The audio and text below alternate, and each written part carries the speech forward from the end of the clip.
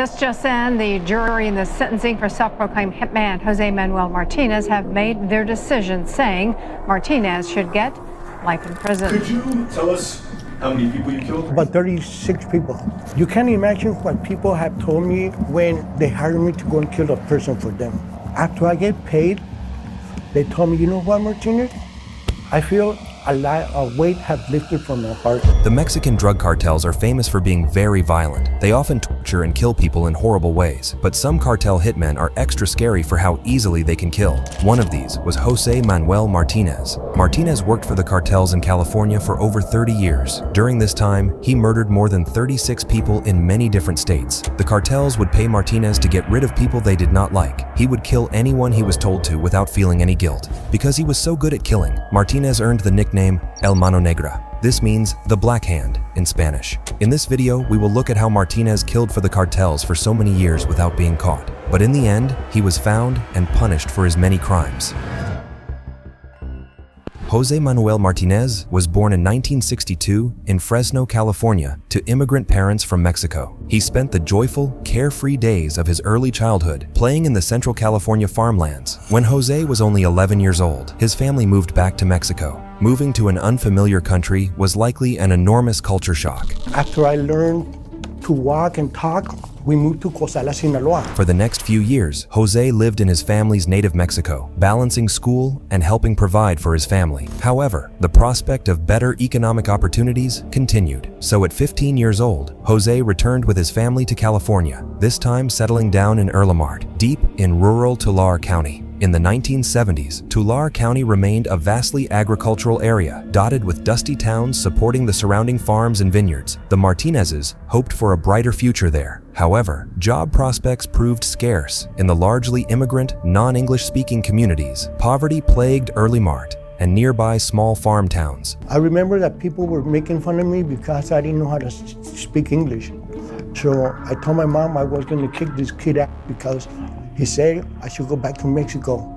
Okay, that I don't belong in the United States. With limited options to support his family, Jose's stepfather became involved in organizing manual laborers for the booming vineyards sprouting up across the county. The job offered subsistence, but hardly prosperity. My stepdad was a drug dealer. He likes to party. He bought me a real nice Honda bike. I liked my stepdad and I respect him. Seeking additional income, Jose's stepfather turned to also dealing drugs on the side out of the family home, an isolated ranch providing the perfect discreet location removed from the eyes of law enforcement. By the time Jose was 16 years old, he followed his stepfather into the underground economy to help provide for his family. Jose made an ideal drug courier, given his bilingual abilities and his unassuming appearance as an American-born citizen. Just a teenager himself, Jose was entrusted with moving high-stakes shipments of heroin and other contraband as he traveled relatively suspicion-free across state lines. This early entrance into criminal networks would profoundly shape Jose's future. It ingrained deeply within him the skills, contacts, and corrupted mindset that made the way for the killer he would become. In 1977, still a young man of only 15, Jose's livelihood running drugs suffered an abrupt setback. Sheriff's deputies descended on the Martinez family ranch in a dramatic raid. Acting on an insider tip, they busted the property and uncovered a massive cache worth $2.5 million, equivalent to around $10 million today. Such a monumental seizure likely sent ripples through the California drug world. It represented both a major financial hit and a breach of security for whoever supplied the heroin that ended up stashed on the Martinez ranch. The drug trafficking machinery that supported Jose's family was torn apart, and Jose himself, still an impressionable teenager, witnessed firsthand the forces of order disrupting his unlawful world. This too would color Jose's perspective in ways that pushed him deeper down a criminal path from which he would never truly return. I would do anything for my family. I mean anything, my life. Whatever they want, I give them. Okay? In 1978, the relative calm of ranch life in Erlamart was ruptured by a sinister crime resonating through the small town: the murder of young Cecilia Martinez. Cecilia was Jose's beloved teenage sister. When the sheriff informed the grieving Martinez family that Cecilia's injured body had been discarded in an alley, the community was consumed by the shocking tragedy. She went and told me, "Hey bro, can you take me to India to meet this guy?"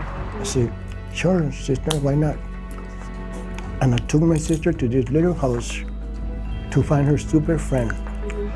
Well, I didn't feel comfortable going inside with her. Jose himself was reportedly the last to see Cecilia alive when she left their ranch the night prior. Okay, months passed by and she never came home.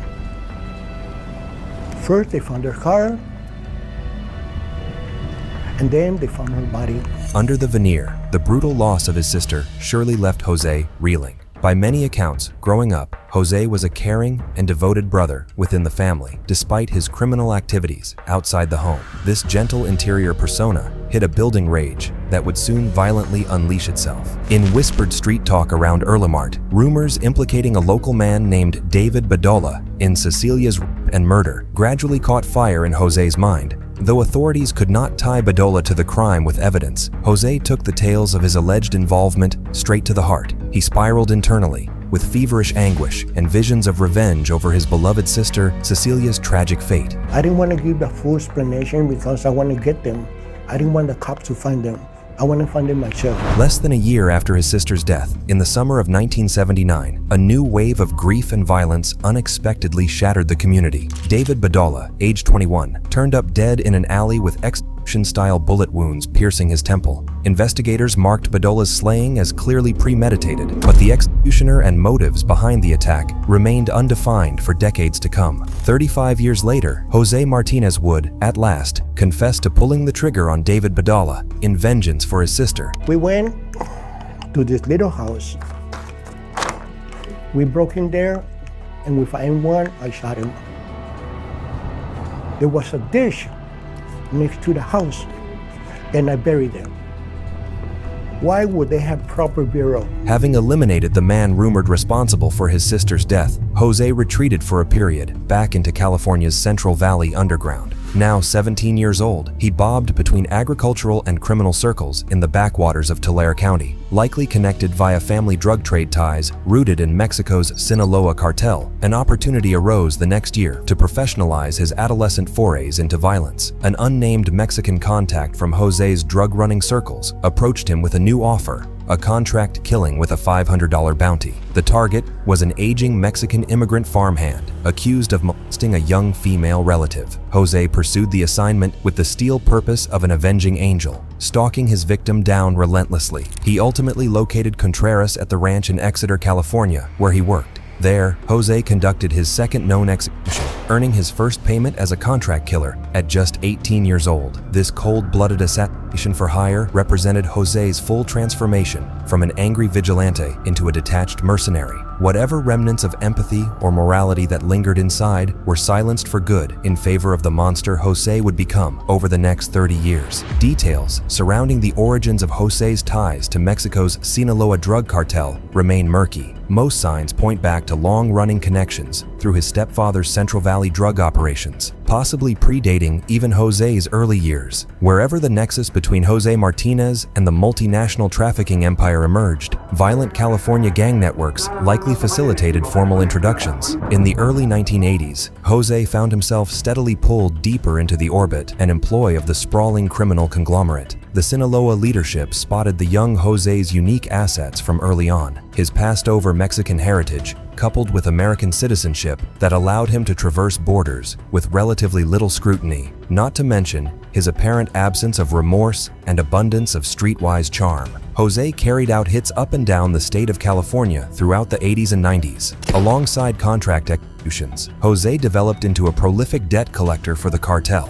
tracking down Central Valley dealers and farmhands behind on payments and brutally threatening them towards repayment. Ironically, despite his underground infamy regionally as a fearsome cartel enforcer, Jose seemed to lead an otherwise mundane existence on the surface. Neighbors in Erlemart would see him cheerfully watering his lawn and exchanging pleasant waves. He maintained committed relationships with his children and grandchildren. This inconspicuous exterior and amiable personality aided Jose in deftly avoiding the authorities' crosshairs for decades. He familiarized himself casually by name at the local Erlemart Sheriff's Department and even volunteered himself for civilian roles like providing information or participating on a community law enforcement advisory panel. Throughout the 80s and 90s, Jose faced periodic arrests and minor charges related to drugs, weapons, or his associates. Officers would pull him over to discover unregistered firearms or raid local properties, finding Martinez present alongside illicit activity. But with his name only loosely connected to various unsolved homicides, charges never stuck firmly enough to take Jose off the streets for long.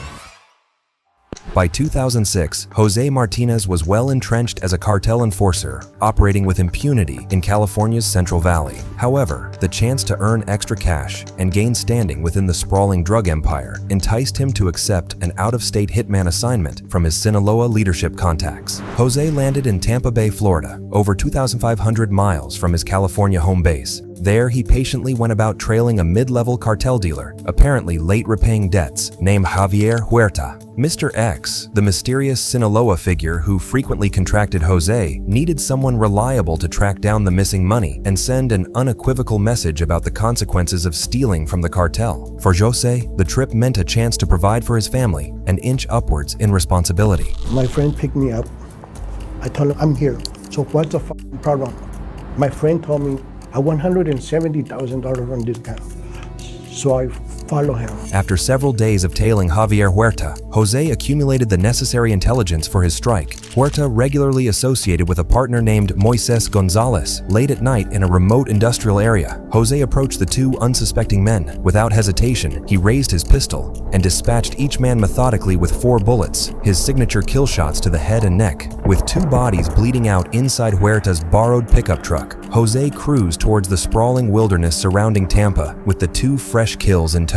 He sought an isolated resting place to dispose of the grisly evidence of his violence amidst Florida's swampy interior. Pulling off the remote access road, Jose dragged the 2 corpses out into the brush. He ensured their arms and wrists were tightly bound behind their backs with zip ties, a chilling signature. Satisfied the scene conveyed the intended message about stealing from the Sinaloa cartel, Jose sped off for the airport and a flight back to California. Much to investigators' later confusion, Jose hopped a plane skywards again and headed east. This time, he landed safely in Alabama, a region with no cartel ties or obvious motivation. There, Jose soaked up quality time with his beloved daughter and grandchildren in the quiet Birmingham suburbs as if nothing was amiss. In particular, Jose put great energy and care into celebrating his 3-year-old granddaughter, Gabby's birthday. The incongruous image of the devoted family man generously doting on his grandchild so soon after ruthlessly executing 2 strangers haunted detectives years later. I got her.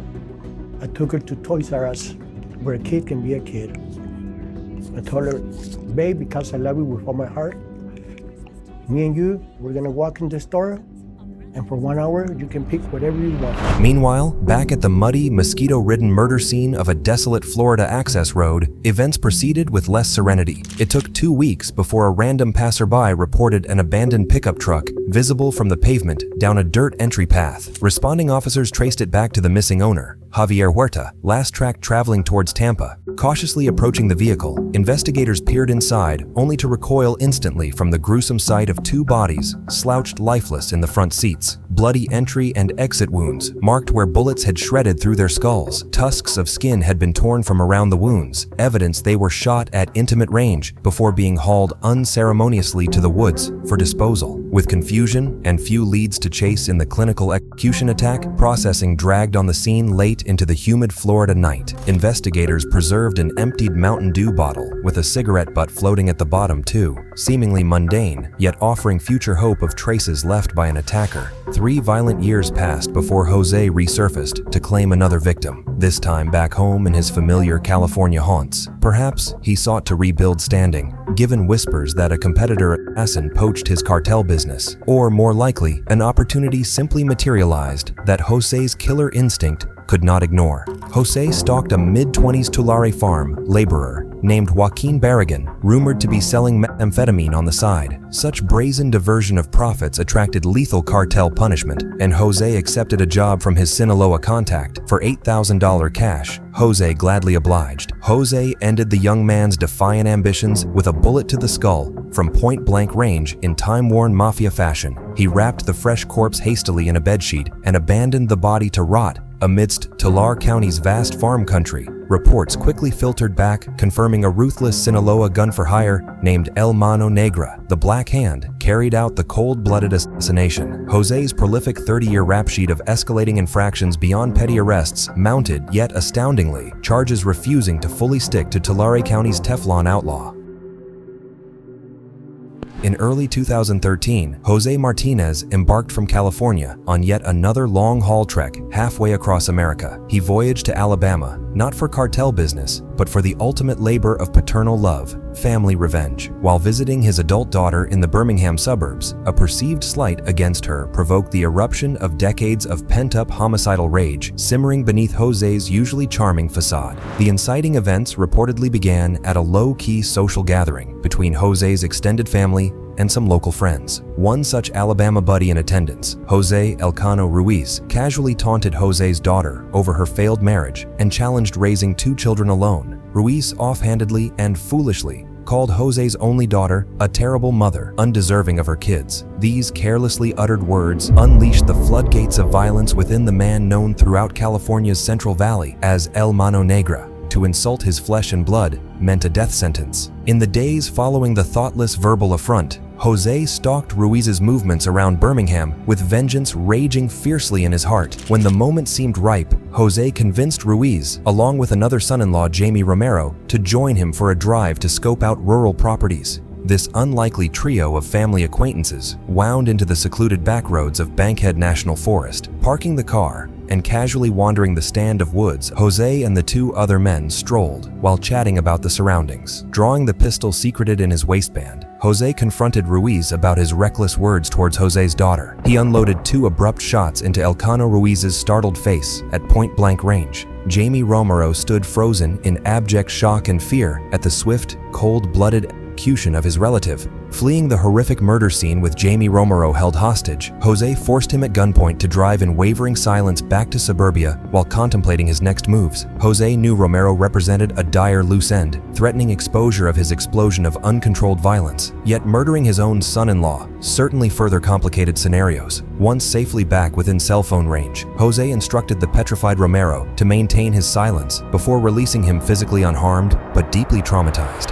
Meanwhile, before detectives traced his presence in Alabama, Jose hastily threw together bags and hit the road immediately, winding west into the protective embrace of his Earlimart, California home base. Having created over 2,500 miles now between himself and any proof placing him with Jose Ruiz, Jose felt confident regarding his short-term future safety. However, fate dealt Jose an unforeseeable stroke of destiny. Sheriff deputies in Tulare County raided his family home in Earlimart, searching not for Jose, but instead for his son, implicated in a petty robbery. In a futile attempt to evade detention, Jose scrambled hurriedly out the back door directly into the arms of Deputy Sheriff Crystal Darrington. In an improbable coincidence for America's most prolific active contract killer, Darrington's partner casually identified Jose as the notorious El Mano Negra. This presented the Tulare County Sheriff's Office with a once-in-a-lifetime opportunity to finally cage the law enforcement legend who had slipped the grasp of justice for an entire career. Yet blinded by Jose's non-threatening charm and presence around town, the deputies fatefully released him that day. In return for voluntary information on illegal firearms trading, they granted Jose freedom while failing completely to recognize the actual wolf standing directly before them in grandmother's clothes. Back in Florida, the long, stagnant double homicide investigation from 2006 suddenly roared back to life 7 years later. The case changelog was updated in 2013 thanks to California authorities pursuing a person of interest named Jose Martinez across state lines. They contacted Detective TJ Watts in Tampa regarding a DNA hit off that 7-year-old recovered cigarette butt, placing Martinez at the Florida murder scene. Watts soon uncovered Martinez's half-century of violence as a contract enforcer. Realizing now an obvious cartel connection, Watts focused scrutiny squarely on Jose Martinez for ordering the Avila brothers' 2006 execution. An opportunity had emerged finally to tie together decades of dots if Jose's trail could pick up again. Within days of the fateful missed chance to nab Martinez in Central California, detectives there orchestrated his capture immediately upon crossing the Mexican border into Arizona. Far from the comfortable confines of rural Tulare County, Jose found himself isolated, caged, and transported across state boundaries into the hands of strangers. Flying immediately to Arizona before Jose got word to Confederates, Alabama detective Tim McWhorter, accompanied by Florida's TJ Watts, urgently sought a legal toehold to wrangle Martinez into deeper investigation. They assumed that while jailed and cut off from cronies, his sociopathic arrogance might lead to small admissions they could leverage for warrants and court orders. The opportunity had arrived at last. If Martinez could be outwitted psychologically to bring down the mythical contract killer who had haunted authorities for 30 years. Romero, however, had made a deal for his freedom by exposing Jose's murder of Ruiz in Alabama. When Detective McWhorter brought Jose to Alabama, he expected Jose to deny or minimize his role or blame everything on Romero.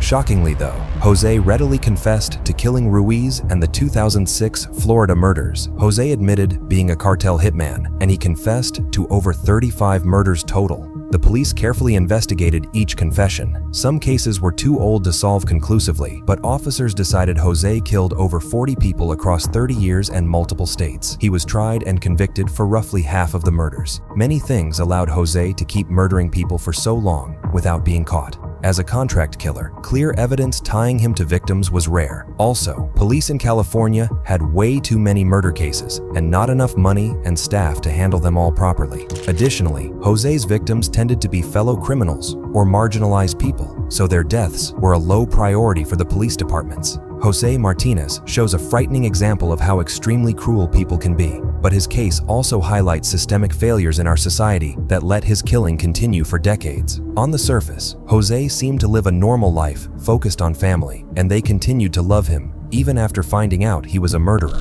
I wanted to be a Marine.